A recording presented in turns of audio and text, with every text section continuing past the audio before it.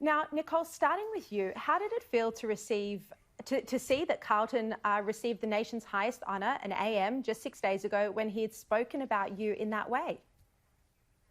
Shari, I was completely shocked and really disappointed. To give your audience a little bit more of an idea of the context in which he made those comments, during that Q&A program, Jimmy Barnes spoke at length about the utterly shocking domestic violence and abuse of women that he had personally witnessed in his life.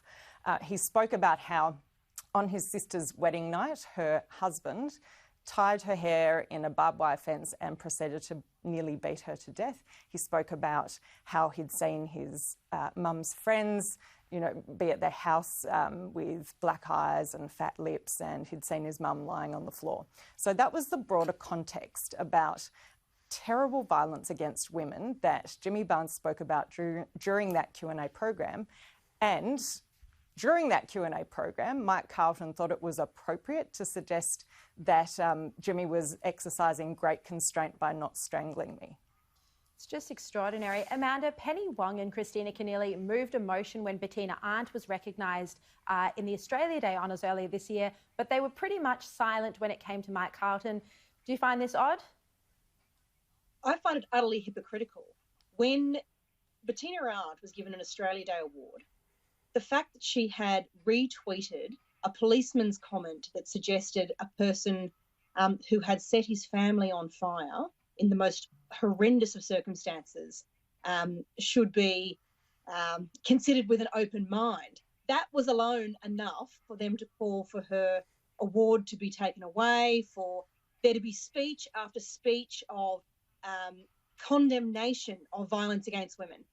It literally gobbled up most of the day in the Senate. And yet, Mike Carlton, who is awarded for being a broadcaster and print journalist of such standing that he should be honoured as a nation's best, doesn't seem to be able to engage with another person who disagrees with him without resorting to abuse, and yet the left is silent. You cannot say that you stand against people encouraging violence. You cannot say you stand against racism when you only take that stand against people who aren't in your political tribe. Either it's wrong or it's right. If it's wrong no matter who says it. And so the kind of hypocrisy we've seen by their silence this week is utterly unacceptable. Sarah Henderson, what do you think about this? Do you agree with Amanda that there's hypocrisy in the attitude of women on the left, that they only care about this issue when it's them that are being attacked? Sherry, absolutely. We've seen this on many occasions, but this is a glaring example of women of the left not speaking up when the wrong thing is said by people like Mike Carlton. And frankly, the fact that we have spoken up and said he should not have received this award is a shocking reflection on Labor. No one has said a thing. And that's one of the reasons why we are asking for a review of the honours and awards system in Australia, including on the grounds of eligibility. Now, you've all three called for this review in interviews you've done with me this week, and I've been writing about it in the Daily Telegraph, and you've each, along with many other of your colleagues, written letters to the minister responsible, the Assistant Minister for the Prime Minister, Ben Moreton, saying that it's time the process for issuing the Australian honours and awards system is reviewed. There hasn't been a review in 25 years. Nicole, have you got any indication from Ben Moreton or from the Prime Minister that he understands the offence this award has caused and that they will do a review? Both Minister Moreton and the Prime Minister have been wonderfully supportive of me. Your audience may remember that the Prime Minister made some incredibly strong statements after the election about the sexist and misogynist behaviour that I was subject to during the election campaign, and they've both been wonderful throughout this week. And certainly I've had some long conversations with Minister Moreton discussing what we might be able to look at. He knows my views. He heard me out. I just think we need to look at implementing some basic standards, Shari, because I do not believe that someone like Mike Carlton should be held up as an exemplary Australian, as somebody that should be revered as one of our, our most outstanding Australians, because that's the point of our Queen's Birthday Honours and our Australia Day Honours, is to hold people up so that they can inspire other Australians to be their very best. And that's certainly not the behaviour that we have seen from Mr Carlton. Yeah. Look, now to a couple of other topics. Amanda, the PM has announced that the free childcare will finish on July 12, with JobKeeper coming off the childcare industry before other sectors. This has sparked some criticism that it's unfair to women who do the brunt of childcare arrangements. What's your view on this? I actually think those criticisms are misplaced. The COVID arrangements were brought in because there was a crisis that affected the viability of the childcare sector, because demand went from the usual amount to zero almost overnight as people pulled their children out, concerned about keeping them safe from COVID-19. We've now seen demand bounce back to 74%. Of course, the people who are using childcare are people who are in work, so they should have, at least in the vast majority of cases, their usual capacity to pay the costs of childcare.